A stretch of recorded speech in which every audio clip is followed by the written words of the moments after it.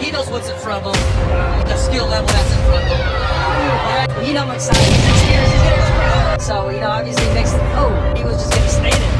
He did not want to trade with Mark Magsayo. Oh! A huge KO! Magsayo has knocked out Carmelito on a huge uppercut immediately.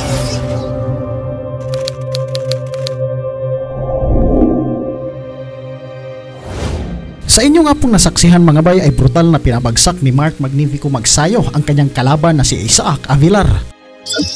Nitong December 9, 2023, sa naging comeback fight ng ating kababayan sa Bohol, mula nang matalo ito kay Brandon Figueroa noong Marso 2023. Sa bakbakan nga na ito mga bay, si Mark Magsayo ay bitbit ang kartadang 24 wins with 16 knockouts at may 2 talo. Samantalang ang Mexicanong si Isaac Avilar naman ay bitbit naman ang record na 17 wins with 10 knockouts at may 6 na talo.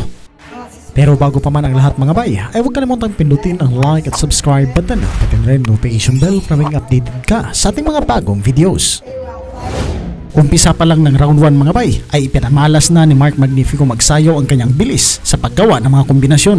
Dito nga ay paulit-ulit na nayayanig ang ulo ng Mexicano at sa kahit anong depensa nga ang gawin nito ay nakakatagos ang mga suntok ng isang Magnifico.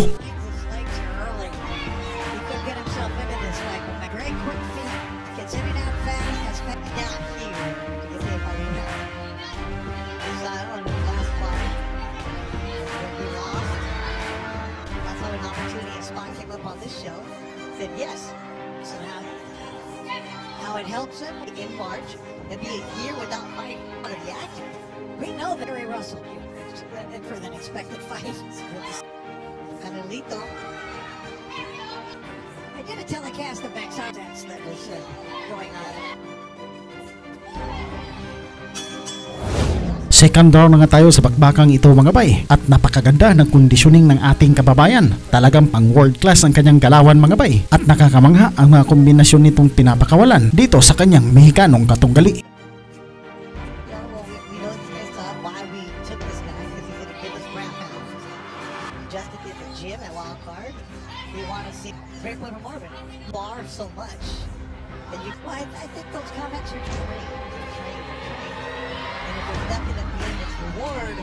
We've been around that, we'll see.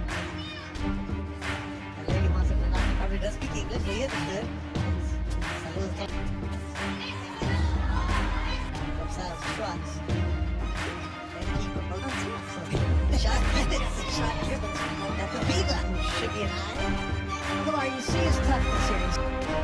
Oh, uppercut is always an action pack.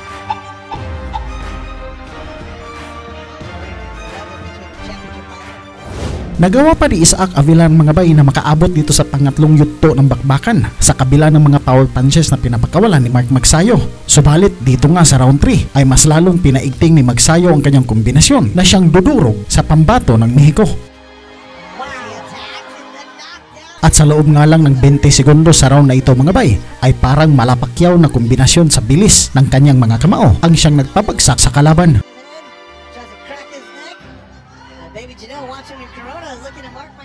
Nakatayo pa man dito ang kalabang Mexicano mga bay, pero hinahanting na ito ng isang Magnifico. At kahit may postura pa ito sa paggawa ng depensa, ay makikita mong nahihilo pa nga ito mula nang ito ay bumagsak sa lona.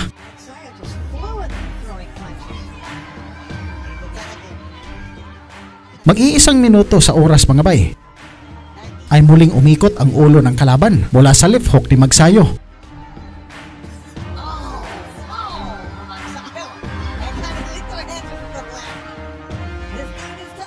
At sa mga sumunod nga na segundo ay ito ang kinahinatnan ng kalaban.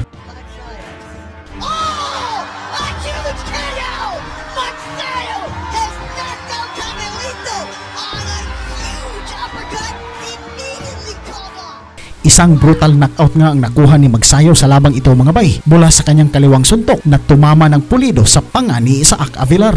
Dito nga mga bay ay natarantang umakyat agad ang dalawang doktor para alalayan ang kalaban.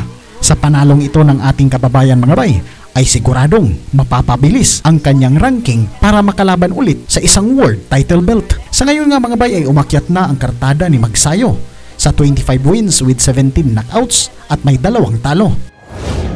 Isang taon ang makalipas sa kaparehong luna sa Thunder Studios doon sa Long Beach, California, USA ay muling lumaban si Mark Magsayo. Dito mga bay ay umakyat na ang kartada ng Pinoy sa 26 wins with 17 knockouts at may 2 talo. Ang makakalaban ni Magsayo rito mga bay ay ang pambato ng Ecuador na si Bryan Mercado at bitbit naman ito ang kartadang 11 wins with 6 knockouts na may 6 na talo at 1 tabla. 6-rounder lang ang bakbakang ito sapagkat magsisilbing tune-up fight nga lang rin ito ni Magsayo sa paglaban nito sa mataas na timbang ang 133 3/4 pounds. Since 2014, brother. Ito na ang pinakamabigat na timbang ni Mark Magsayo mga bay sa 133 pounds at ito nga rin ang kanyang kauna-unahang pagbalik sa 6-rounder fight makalipas ang 10 taon noong 2014. Everybody skills to the world once again. Set up right there for Magsayo, and that's what we talked about in the I can lunge in, and he's letting your hands go. You're in a fight. You sit back and pace. You have to look at the scars.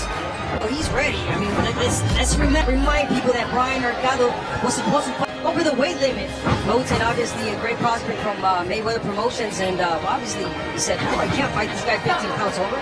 So Mayweather fighters, they seem to come over. That's part of their game plan. And even the advice they give people. And, you know, I guess they...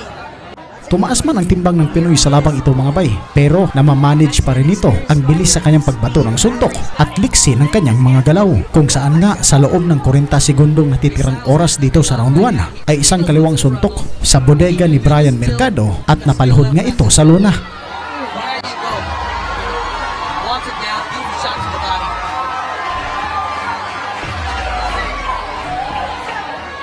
Kung ating ang pagmamasdan ang oras sa round mga bay ay sobra na sa 10 segundo ang bilang ng referee. Dagdag pa rito ay iniluwa ni Bryan Mercado ang kanyang mouthpiece para madagdagan ang segundo ng kanyang pamamahinga. Ganun pa man sa pagbabalik ng kanilang laban ay sinalubong agad ni Magsayo ng suntok sa kaparehong anggulo sa bodega ni Bryan Mercado ay bumagsak ulit ito sa luna.